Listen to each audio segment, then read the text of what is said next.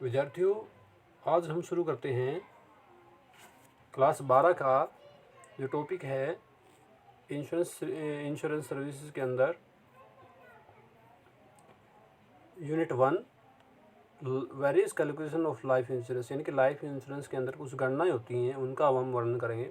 हम शुरू करते हैं सेशन 1 से, calculation of life insurance premium, यानी कि जीवन बीमा प्रीमियम की गणना कैसे की जाती है, वो हम इस वीडियो में पढ़ेंगे। तो सबसे पहले टॉपिक निकाल लेते हैं। इसमें दिया है, हम थोड़ा सा डिस्कस कर लेते हैं इसके अंदर। Insurance company operate the aim of providing financial security the policy holders. जो इंश्योरेंस कंपनियां हैं जो ऑपरेट करती हैं, बिजनेस करती हैं, वो फाइनेंशियल सिक्योरिटी प्रोवाइड करवाती हैं पॉलिसी होल्डर्स को। Earning profit to the share holder, और जो अपने शेयर होल्डर है, अंशधारी हैं, जिन्होंने कंपनी में पैसा लगाया है, अंश खरीदे हैं, उनके लिए प्रॉफिट कमाती है। The biggest war of insurance company is to maintain solvency. Income earned by the company should be enough to make payment of policy holder claim and recover the cost of operation. जो बीमा company है उसके लिए सबसे बड़ा जो समस्याएं हैं, वो चिंताएं हैं, वो होती हैं कि पॉलिसी होल्डर को बोनस देना होता है और कुछ क्लेम देना होता है, और बहुत से ऑपरेशन होते हैं, उनका खर्चा निकालना होता है। एक सेकंड मैं निकाल लेता हूँ।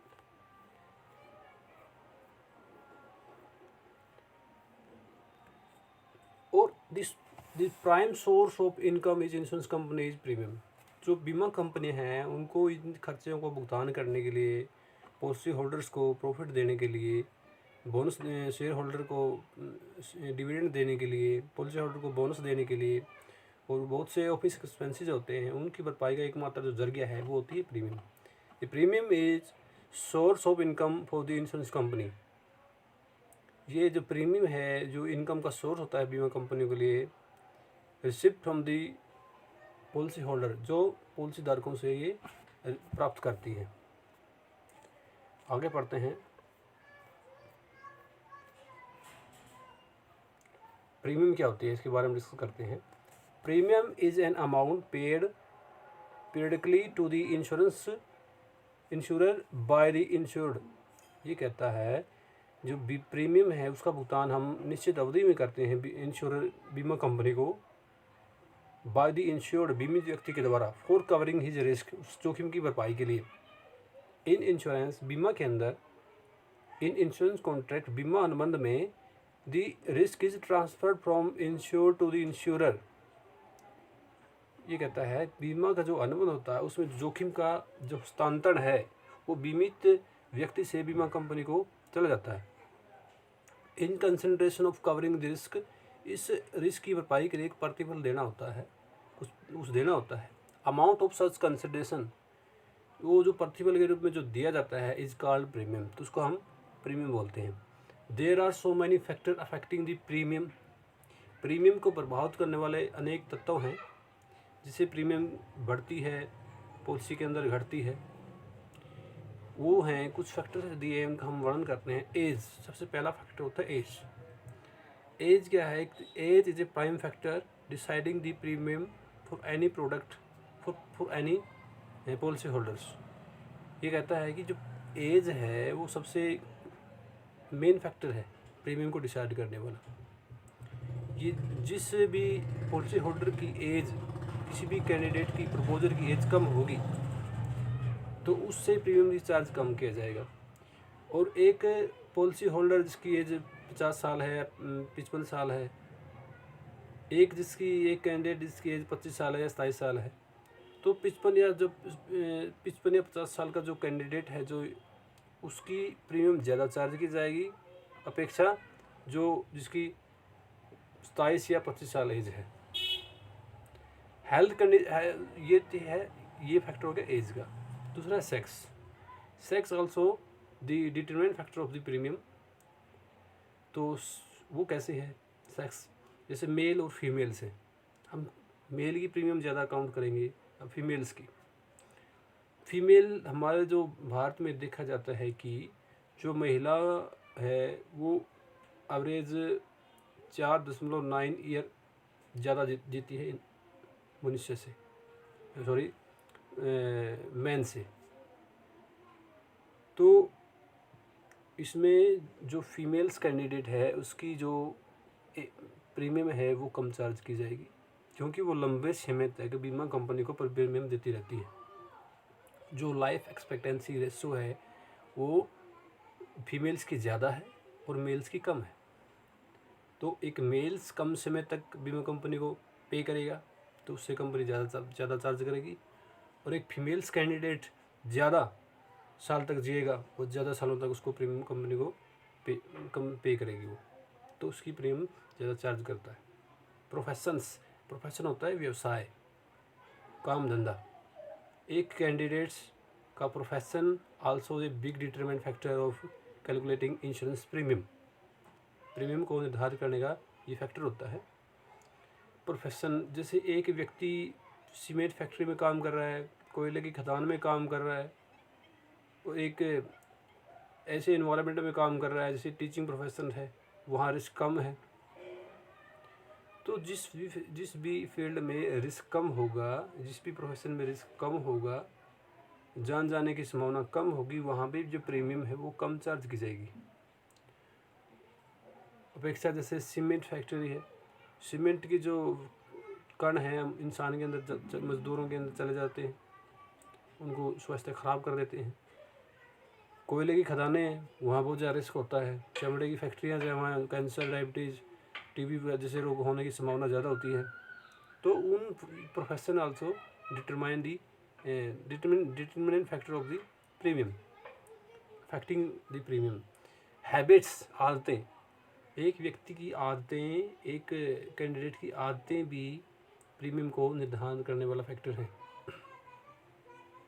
एक इंसान, एक कैंडिडेट की स्मोकिंग हैबिट नहीं है, कोई भी ऐसी बुरी आदत नहीं है जिससे स्वास्थ्य को हानि हो, उसकी लाइफ का रिस्क कम हो।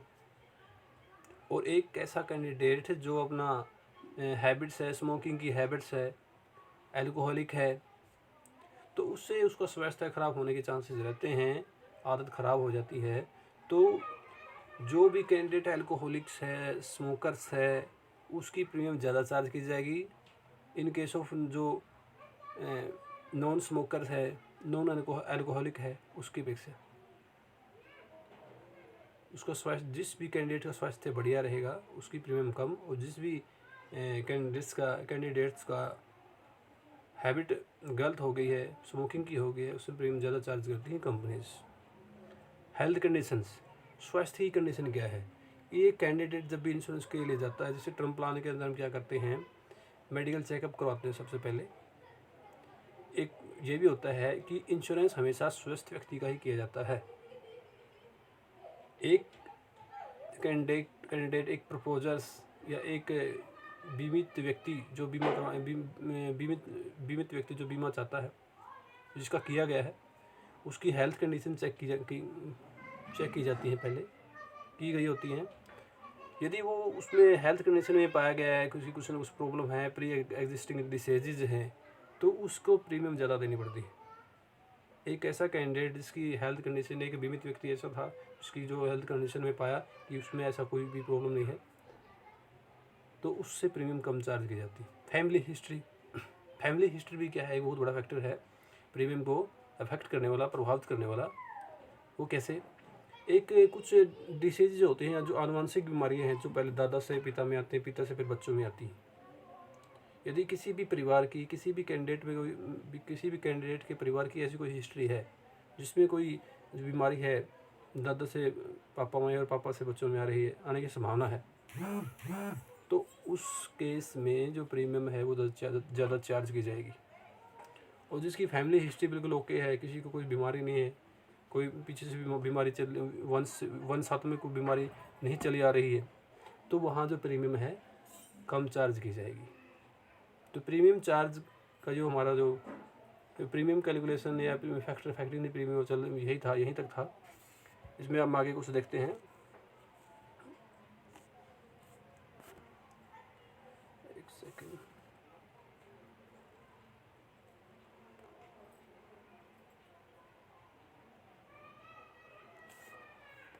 इसमें हम कुछ पढ़ेंगे प्रीमियम्स के बारे में ही। प्रीमियम के टाइप्स आ जाते हैं इसमें, कौन कौन सी प्रीमियम है।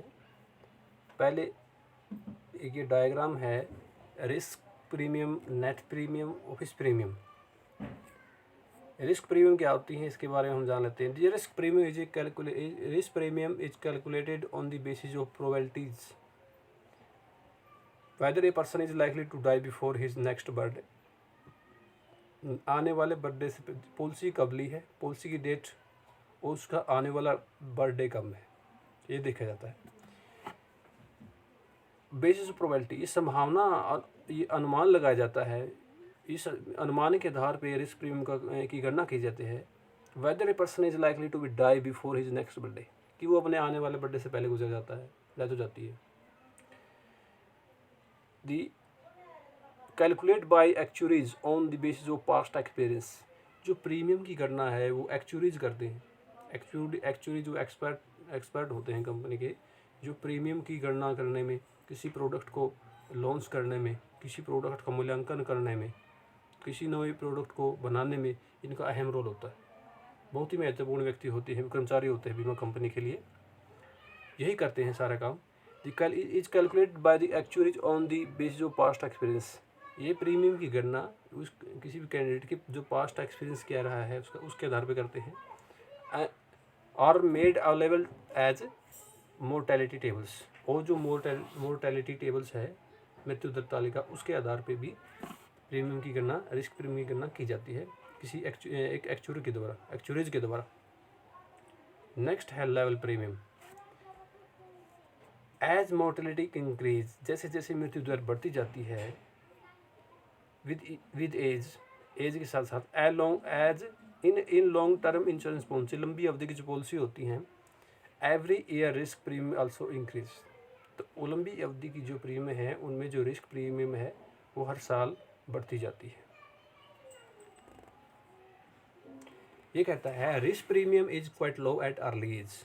पॉलिसी के आरंभ में जो रिस्क प्रीमियम है वो बहुत कम होती है। By the end of the policy term it would increase considerably.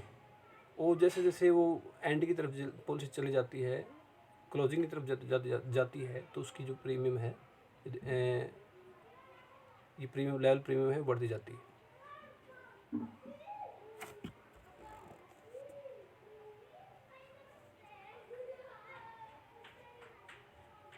एक second,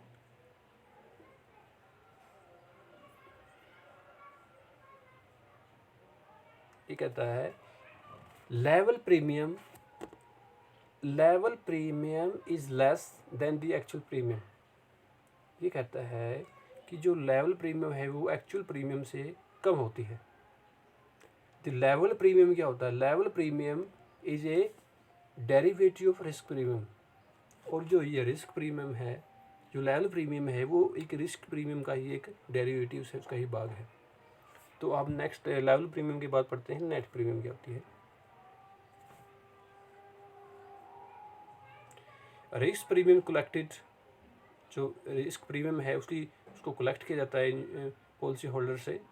note kept in idol, उसको ऐसे नहीं रखा जाता, but invested by insurance company, किसी भी बीमा कंपनी के द्वारा इसका इन्वेस्टमेंट किया जाता है, उसको निवेश किया जाता है। They earn interest on it, और वो उसके ऊपर ब्याज कमाती है इंश्योरेंस कंपनी। और इस तरह की जो प्रीमियम है उसको हम क्या बोलते हैं? प्योर प्रीमियम बोलते हैं, नेट प्रीमियम बोलते हैं। यही था इसके अंदर जो नेट प्रीमियम का एक फार्मूला दिया है उसने, रिस्क प्रीमियम से हम इंटरेस्ट कम कर देते हैं तो हमारे पास नेट प्रीमियम बच जाती है। और हमारा जो इसके अंदर एक और फैक्टर्स है, एक और पार्ट है प्रीमियम का, वो है ऑफिस प्रीमियम। ये कहता है in order to run the business the insurance company have to make certain expenses. ठीक है, बीमा के व्यवसाय को चलाने के लिए बीमा कंपनियों को कुछ सर्टेन एक्सपेंसेस, कुछ निश्चित खर्चे करने होते हैं। लाइक कमीशन है, जो एजेंट है उनको कमीशन देना है, सैलरी टू एम्प्लॉय है, जो कर्मचारी रखे हैं उनको सैलरीज देनी है, रेंट है, बिल्डिंग्स का रेंट है, इलेक्ट्रिसिटी बिजली का खर्चा है, अदर एक्सपेंसेस, बहुत से खर्चे और भी होते हैं इसको चलाने के लिए, कंटिजेंसीज बहुत होती हैं। Are added to net premium, उसको नेट प्रीमियम में जोड़ा जाता है। The premium is collected calculated is term as office premium, उसको हम ऑफिस प्रीमियम के नाम से जानते हैं। It is called gross premium, इसको हम ग्रॉस प्रीमियम भी बोलते हैं, टेबुलर प्रीमियम भी बोलते हैं। तो इसका जो फॉर्मूला है ऑफिस प्रीमियम का, net premium plus loadings. Net premium में हम लोडिंग जोड़ देते हैं। लोडिंग क्या होता है हम थोड़ा सा डिस्कस कर लेते हैं लोडिंग के बारे में। लोडिंग तीन तरह की है। पहली है लोडिंग में जो लोडिंग तो ग्रुप ऑफ एक्सपेंसेस को बोल सकते हैं। एडमिनिस्ट्रेटिव एक्सपेंसेस, प्रशासनिक खर्चे होते हैं। नेक्स्ट कंटिजेंसी चार्जेस, और फिर थर्ड है बोनस। ये खर्चे होते हैं, इन सब का टोटल ऑफिस एक्सपेंसेस कहलाता है। एडमिनिस्ट्रेटिव एक्सपेंसेस में क्या आता है, these include administrative investment management. जो इन्वेस्टमेंट कंपनी के जो प्रशासनिक अधिकारी है उनको जो निवेश की मैनेजमेंट है, इंफ्रास्ट्रक्चर के जो खर्चे हैं, वहाँ पे जो इंटीरियर डिजाइनिंग की होती है, फर्नीचर्स है, कंप्यूटर्स है, बीमा कंपनी के तो बहुत से टूल्स होते हैं, बहुत से इंफ्रास्ट्रक्चर डेवलप करने के लिए खर्चे करने पड़ते हैं। उन सब खर्चों को हम एडमिनिस्ट्रेटिव एक्सपेंसेस के अंदर डालते हैं। कंटिजेंसी एक्सपेंसेस वो होते हैं जो रोज़मर्रा के खर्चे, जो अचानक ऐसे खर्चे उत्पन्न हो जाते हैं कंपनी के सामने, उनकी भरपाई करनी पड़ती है बिजनेस को चलाने के लिए, उसको हम कंटिजेंसी चार्जेस बोलते हैं। ये क्या है, these are expected to arise in case of unexpected contingency. जो अचानक, जिसकी हम कल्पना भी नहीं कर सकते, ऐसे खर्चे उत्पन्न हो जाते हैं।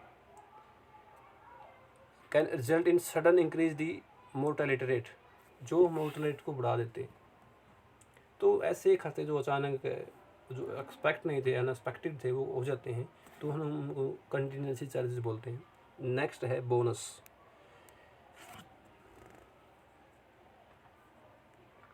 If the insurer generate valuation surplus, same is called bonus. यानी कि बीमा कंपनियां क्या करती हैं, जो उनकी एसेट्स हैं और उनकी जो लायबिलिटीज़ हैं, लायबिलिटीज़ के ऊपर जितनी एसेट होती हैं, ज़्यादा जितनी एसेट्स होती हैं, उनका जो डिफरेंस है उसको हम सरप्लस बोलते हैं। और उस सरप्लस का ही हम यूज़ करते हैं बोनस देने के लिए। If the ensure generate valuation surplus, यदि बीमा कंपनी क्या है, सरप्लस जनरेट कर लेती हैं, उसकी साल के दौरान संपत्तियां ज़्यादा हैं लेकिन देनदारी कम है, तो सरप्लस कुछ प्रॉफिट बच जाता है, तो उसको हम सरप्लस बोलते हैं। बीमा कंपनियां उस सरप्लस का यूज़ करती हैं बोनस देने के लिए। The some is called bonus, same is called bonus and distributed among the share holder. और बोनस को हम क्या करेंगे, शेयर होल्डर्स, कंपनी के अंदर जो निवेशक हैं, जो अंशधारी हैं, जिन्होंने अंश खरीदे हैं, उनको उसका भुगतान किया जाता है बोनस का। And policy holder as per rules, और रूल के अकॉर्डिंग्स, रूल के अनुसार जो पॉलिसी धारक हैं उनको भी बोनस का कुछ पार्ट दिया जाता है। 2-3 प्रकार के बोनस होते हैं, हम आगे डिस्कस करेंगे, वो भी दिया जाता है। ये भी खर्चा होता है। तो ये था अभी तक, यहाँ तक प्रीमियम के बारे में। ये जो प्रीमियम है, प्रीमियम फैक्टर्स है, डायग्राम्स दिया हुआ है फैक्टर, इसमें हेल्थ है, एज है, सम एश्योर्ड है, टाइप ऑफ प्लान्स है, ऑक्यूपेशंस हैं, ये सारे हमने कुछ डिस्कस कर चुके हैं। और उसके बाद जो आता है अभ्यास आता है, वो हम करेंगे। आज की इस वीडियो में इतना ही, धन्यवाद।